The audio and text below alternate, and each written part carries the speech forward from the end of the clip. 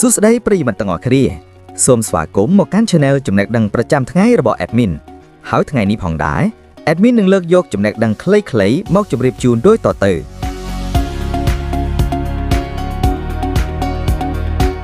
តប5សត្វស្លាបធំបំផុតនៅលើពិភពលោក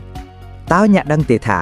សត្វស្លាបខ្លះអាចមានកម្ពស់ជិត3ម៉ែត្រនិងធំជាងមនុស្ស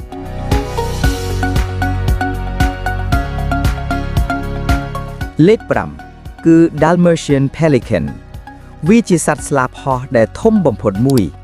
ស្លាបរបស់វាអាចលាតបានដល់ប្រហែល 3.5 ម៉ែត្រ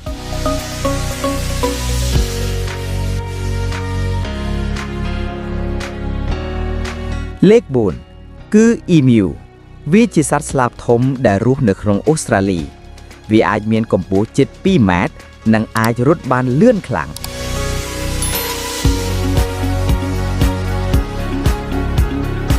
លេខ3គឺ Southern Cassowary វារស់នៅខុនព្រៃនៃប៉ាពួរនូវែលហ្គីណេនិងអូស្ត្រាលីវាមានពណ៌ខៀវនៅកនិងមានក្បាលដូចមួក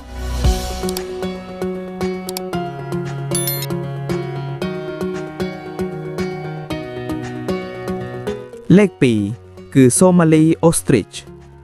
វាជាប្រភេទ Ostrich មួយដែលមានទំហំធំណាស់វាអាចមានកម្ពស់ជាង 2.5 ម៉ែត្រ